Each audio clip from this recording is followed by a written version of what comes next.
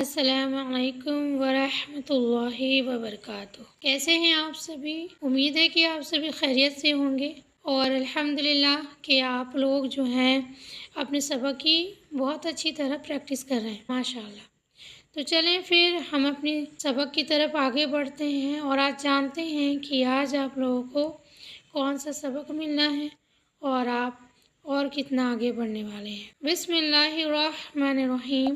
رب یسر ولا تعسر وتمم بالخیر وبک نستعین رب زدنی علما۔ تو جیسے کہ آپ لوگ کو معلوم ہے کہ ہم لوگوں نے اگلی دفعہ پڑھا تھا ادغام تام، ہے نا، ادغام بلا غنہ ہم نے پڑھا تھا، ٹھیک ہے، جس کو آپ لوگوں نے سمجھ لیا تھا۔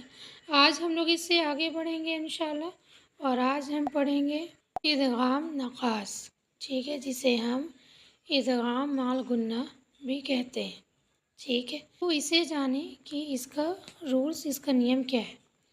یہ ادغام یعنی کہ یا، واو، میم، نون، اس کو ہم شارٹ روٹ میں کہیں گے یومن، ٹھیک ہے، یومن، یو یعنی کہ یا اور واو، مون یعنی کہ میم اور نون، ہے نا۔ تو اس طرح سے آپ لوگوں کو آسانی سے یاد ہو جائے گا یومن، ٹھیک ہے۔ تو یا، واو، میم، نون یومون میں ہوتا ہے، ٹھیک ہے۔ اسے ادغام نقاص اس لیے کہتے ہیں کیونکہ اس میں نون کی آواز اگلے حرف سے پوری طرح نہیں ملتی ہے، ٹھیک ہے، بلکہ پہلے حرف کی بھی کچھ صفت باقی رہتی ہے، ٹھیک ہے، اور اسے ادغام بلا غنہ یا ادغام مال غنہ بھی کہتے ہیں کیونکہ اس میں پہلے حرف کو دوسرے حرف سے ملاتے وقت غنہ کیا جاتا ہے، ٹھیک ہے، سمجھ میں آ گیا۔ اب عام طریقے سے کچھ الفاظوں میں یہ سمجھ لیں کہ جو یہ نون ساکن ہے نا، ٹھیک ہے، اور جب ہم اس کو یومون کے حرف سے ملاتے ہیں نا تو نون ساکن کی آواز باقی رہتی ہے، جیسے کہ ہم نے اس سے پہلے پڑھا تھا نا، لام اور را میں سائلنٹ ہو جاتی ہے، ٹھیک ہے، لیکن بٹ یہاں پہ کیا ہوتا ہے نا، باقی رہتی ہے، ٹھیک ہے، معلوم چلتا ہے کہ ہم کون کون سے حرف کو استعمال کر رہے ہیں، ٹھیک ہے۔ یہ تو نہ کمپلیٹ اقفا ہوتا ہے نہ کمپلیٹ یہ ادغام ہوتا ہے، ٹھیک ہے، یہ دونوں کے درمیان کا غنہ اس میں کیا جاتا ہے، ٹھیک ہے۔ تو چلیں پھر آپ لوگ کو یہ سمجھ میں آ گیا تو اب آگے بڑھتے ہیں ہم اور اب اگزامپل کی طرف آتے ہیں اور اس اگزامپل سے ہم سمجھیں گے کہ اس کو کس طرح سے ہمیں پڑھنا ہے۔ ایک طرف ہے نون ساکن اور دوسری طرف ہے تنوین، ٹھیک ہے، کیونکہ اس کا نیم جو ہے نون ساکن اور تنوین سے یومن کے حرف کا مل کر بنتا ہے، ٹھیک ہے۔ اب اس کو ہم کس طرح سے پڑھیں گے تو دیکھیں، وَمَن يُكَذِّبُ وَمَن يُكَذِّبُ وَمَن يُكَذِّبُ، ٹھیک ہے، مِن وَلِيٍّ، ٹھیک ہے، مِن مَالِ اللَّهِ، دیکھیے ہم حرف کو ملا رہے ہیں، غنہ بھی کر رہے ہیں اور جو لیٹرز ہیں وہ اظہار بھی ہو رہے ہیں، معلوم بھی چل رہا ہے کہ یہاں پہ کون کون سے حرف کو استعمال کیا گیا ہے، ٹھیک ہے نا۔ من نفاذن، ٹھیک ہے، من نفاذن۔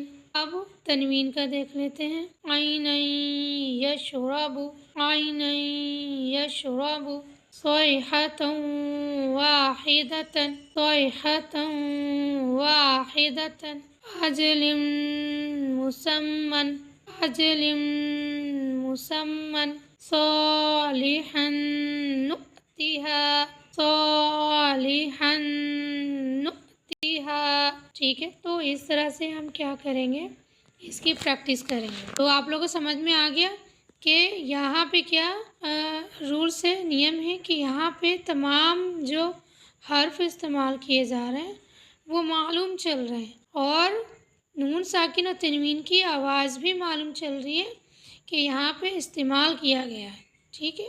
اب ایک بات اور جان لیں آپ کہ یہاں پہ جو واو شد کے ساتھ ہے یا شد کے ساتھ ہے نا، تو یہ بغیر شد بھی اگر قرآن میں آتے ہیں نون ساکن اور تنوین کے بعد تو یہ غنہ کیے جاتے ہیں، ٹھیک ہے۔ یہاں اگزامپل میں شد کے ساتھ ہے بٹ جو ہے اگر یہ بغیر شدہ کے آئیں، بغیر تصدیق کے آئیں تو وہ بھی یہ گنہ کیے جائیں گے۔ کب کیے جائیں گے؟ جب یہ نون ساکین اور تنوین کے بعد آئیں گے، ٹھیک ہے۔ ایک بات اور آپ لوگ کو معلوم ہونا چاہیے، جیسے کہ آپ لوگ دیکھ رہے ہیں اسکرین پر کہ اظہار متعلق، ٹھیک ہے، کہ نون ساکین کے بعد یا اور وا آئے تو ہمیں اظہار کرنی ہے، ٹھیک ہے۔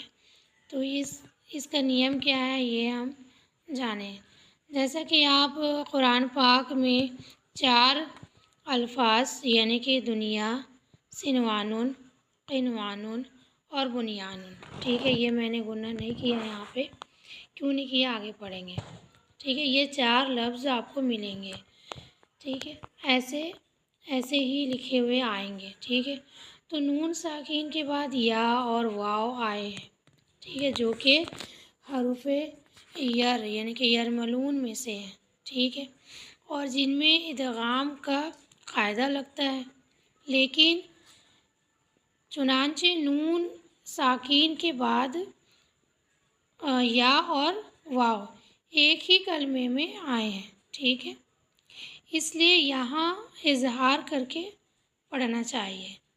ایک ہی کلمے میں آئے ہیں یعنی تو ہمیں کیا کرنا ہے، اس کو اظہار کر کے پڑھنا چاہیے، اور اس اظہار کو اظہار متعلق کہتے ہیں، ٹھیک ہے۔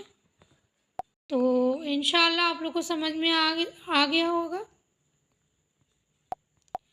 تو پھر ملاقات ہوگی آپ لوگوں سے انشاءاللہ نیکسٹ سبق کے ساتھ۔ تب تک کے لیے آپ سبھی اپنا خیال رکھیں۔ سبحانک اللہم و بحمدک نشہد ان لا الہ الا انت نستغفرک و نتوب الیک۔ السلام علیکم ورحمۃ اللہ وبرکاتہ۔